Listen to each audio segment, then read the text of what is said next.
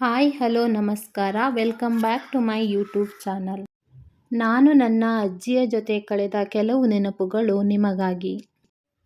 ಮೆಲುಕು ಹಾಕುತ್ತಾ ಕುಳಿತಾಗ ನನಗೆ ಸಡನ್ನಾಗಿ ನೆನಪಾಗಿದ್ದು ಒಂದು ಹಳೆಯ ಗುರುವಾರದ ಸುಂದರ ಸಂಜೆ. ಆ ಸಂಜೆ ಮನೆಯ ಸದಸ್ಯರೆಲ್ಲ ಒಂದಾಗಿ ಮನೆಯಲ್ಲಿ ಬೆಳೆದ ತರಕಾರಿಗಳನ್ನು ಹಿತ್ತಲಿನಿಂದ ತಂದು ಒಂದೊಂದಾಗಿ ಜೋಡಿಸುತ್ತಿದ್ದರು. ಬಸಳೆ ಸೊಪ್ಪು, ಹರಿವೆ, ಮೂಲಂಗಿಗಳನ್ನು ಚಿಕ್ಕ ಚಿಕ್ಕ ಕಟ್ಟುಗಳಾಗಿ ಕಟ್ಟಿ ಎತ್ತಿಡುತ್ತಿದ್ದರೆ, ಇತ್ತ ಮಾವಿನ ಹಣ್ಣು, ಬಾಳೆಕಾಯಿ, ಚಿಕ್ಕುಹಣ್ಣು ಎಲ್ಲವನ್ನೂ ನೀಟಾಗಿ ಜೋಡಿಸುತ್ತಿದ್ದರು.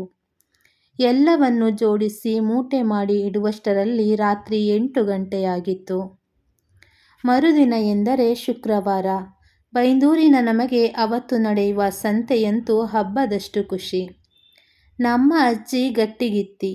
ರಾತ್ರಿಯೇ ಜೋಡಿಸಿಟ್ಟ ಎಲ್ಲ ಮೂಟೆಗಳನ್ನು ಬೆಳಿಗ್ಗೆ ನಾವು ಎದ್ದೇಳುವ ಮೊದಲೇ ಅಮ್ಮನೂ ಸೇರಿ ಬಸ್ ಸ್ಟಾಪ್ ಮುಟ್ಟಿಸುತ್ತಿದ್ದರು.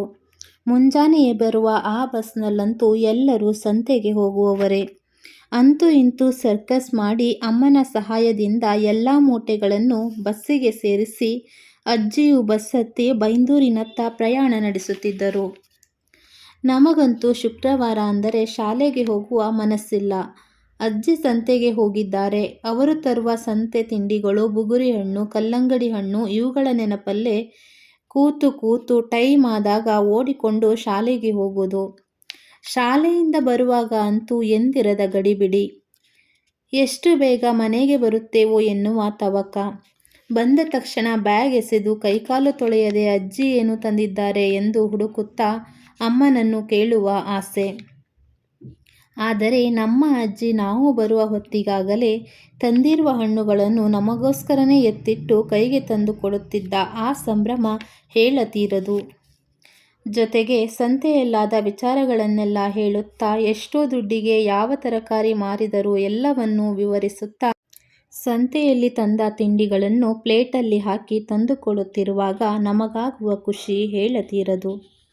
ಹಳೆಯ ನೆನಪುಗಳೇ ಹಾಗೆ ಅಲ್ವಾ? ಆ ಶುಕ್ರವಾರದ ಸಂತೆಯ ಸುಂದರ ನೆನಪುಗಳು, ಅಜ್ಜಿಯ ಜೊತೆ ಕಳೆದ ಖುಷಿಯ ಕ್ಷಣಗಳು ಕೇವಲ ನೆನಪು ಮಾತ್ರ. ಅಂತಹ ನೆನಪುಗಳು ಮುಂದೆಂದಿಗೂ ಮರುಸೃಷ್ಟಿಯಾಗಲು ಖಂಡಿತ ಸಾಧ್ಯವಿಲ್ಲ. ಸುಂದರ ಸವಿ ನೆನಪುಗಳೊಂದಿಗೆ ಥ್ಯಾಂಕ್ ಯು ಆಲ್.